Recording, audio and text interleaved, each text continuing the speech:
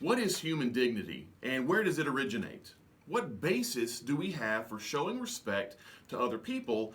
And why was Christianity such a game changer in the ancient world regarding this topic?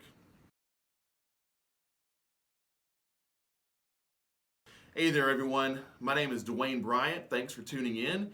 If you enjoy this video but haven't already subscribed to this channel, you can hit the subscribe button in your lower right hand corner, click the bell, and you'll get a notification every time I post something new. Today we're talking about Christianity and human dignity, specifically what contributions Christianity has made to making the world a place where human beings are treated with respect. Our passage for today is John 13:34. It says, "A new commandment I give to you, that you love one another. Just as I have loved you, you also are to love one another." Human dignity is something that's come to the forefront of our thinking. You know, we naturally assume human value. Whenever someone's been treated unfairly, we want the offender to make restitution.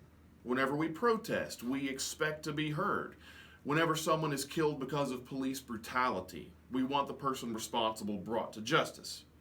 Although we may not talk a lot about human dignity per se, it underlies many of our expectations about how we are to be treated. What many of us may not know is that we have these expectations because they are a product of Christianity's influence upon Western civilization. You see, what we think of as human dignity was incredibly rare in the ancient world. Slavery was a given. It's memorialized in ancient art.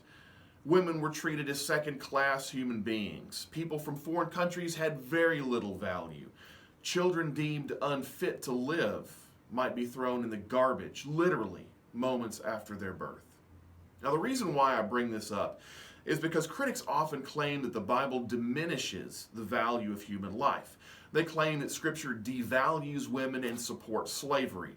They blame Christians for starting wars in God's name, and they also claim that devotion to Christ has motivated Christian terrorists, abortion clinic bombers, and others who commit acts of aggression and destruction.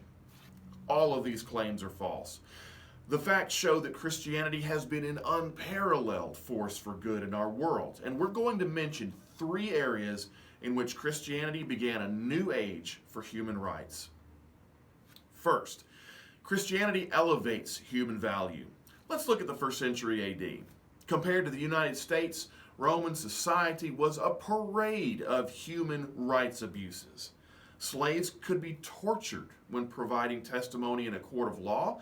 The assumption was that they would tell the truth only when compelled to do so. Midwives would literally throw out newborns that were sickly or had obvious handicaps after their birth. Sometimes those children were rescued, but it was by slavers who either raised them to be slaves or forced them into a life of prostitution. Jews and Christians both have viewed human beings as the pinnacle of God's creation. This goes all the way back to Genesis 1:26 and 27, which says, "Then God said, 'Let us make man in our image, after our likeness, and let them have dominion over the fish of the sea, and over the birds of the heavens, and over the livestock, and over all the earth, and over every creeping thing that creeps on the earth.' So God created man in his own image. In the image of God he created him, male and female he created them." By virtue of being made in God's own image, every human being has intrinsic worth, regardless of our age, gender, or ethnicity.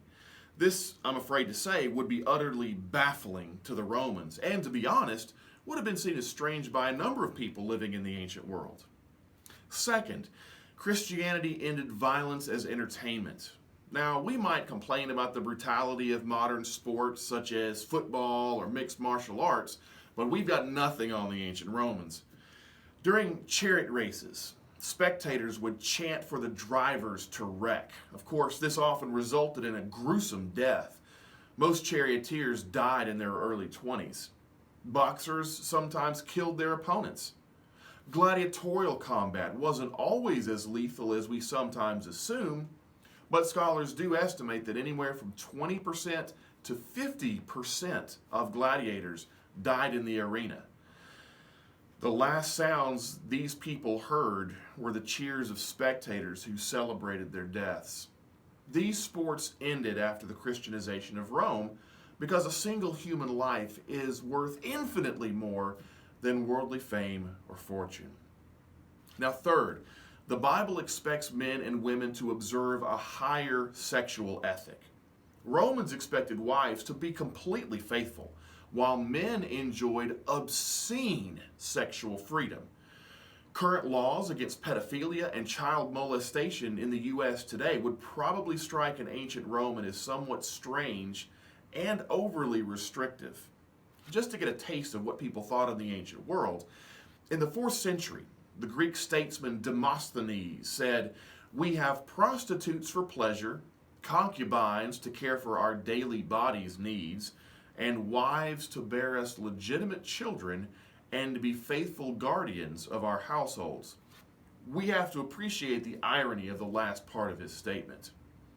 The Bible indicates that an exclusive marriage relationship is what God intended for his creation. Genesis 2:24 is a prime place to go to see that supported. Both men and women are held to the same standard, unlike cultures both past and present. Now a critic might say, what about polygamy? Well, polygamy was permitted in Old Testament times, but if we read the text closely, the Bible regularly depicts it as having negative consequences. Well, if we think that we've evolved on our own so that human dignity is a right today when it wouldn't have been a right 2,000 years ago, think again. All we have to do is look at the 20th century. In his book, Civilization and Its Discontents, Sigmund Freud disagreed profoundly with Christian ethics. Now, this was especially true regarding Christianity's treatment of others. He said, "Not all men are worthy of love. If I love someone, he must deserve it in some way. He deserves it if he is like me in important ways so that I can love myself in him." Worldly ethics will always prescribe actions that are tainted with self-interest, and Freud's quote is a perfect illustration of this. Unfortunately, the world values human beings as long as they meet certain criteria. It's always been true, and it's still true today. All we have to do is look at some modern examples. In some countries, people may be denied healthcare services if they are past the age where they can contribute productively to the economy. In some European countries, it's legal to euthanize someone, and it's sometimes done without their consent. Think about that for a minute.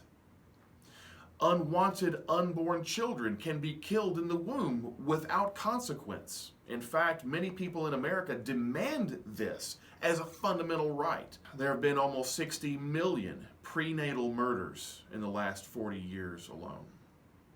Throughout the Bible, we are told to love our neighbors as ourselves. This appears in the Mosaic Law in Leviticus 19:18, as well as in quotations from Jesus in the Gospels. Even the Apostle Paul mentions it. In 1 Corinthians 10, verse 24, he says, "Let no one seek his own good, but the good of his neighbor." And in Galatians 5:14, he repeats the command of Jesus to love your neighbor as yourself. The Bible opposes sexism, ageism, and ethnocentric thinking. We cannot follow God's commands to love other people if any of these things are part of our worldview. Scripture insists that we treat people with respect and honor, whether or not we think they deserve it, because they do deserve it, not because of something they've done, but because of who their Creator is. In a world that can be cold and cruel, it is refreshing to see that God intended all of His precious creations to be treated with dignity. Well, everyone, thanks for spending some time with me today. Please share this with someone you know who might need to be reminded that they are a priceless treasure in the sight of God. I'll see you next time.